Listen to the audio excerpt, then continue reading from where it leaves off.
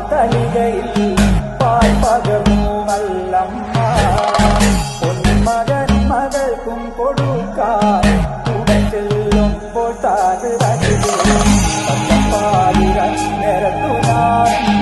പച്ചപ്പാല് കുടിച്ചാലോ മാനവിക്കും മാനക്കോടായിൽ ഞാൻ മനക്കുഴലൂടോ താത് പറ നിലമാണി വിളക്ക് കൊളുത്തി വെച്ചു നല്ലമ്മ വെള്ളരി പുഷ്പങ്ങളെ കൊണ്ട് നല്ലമ്മ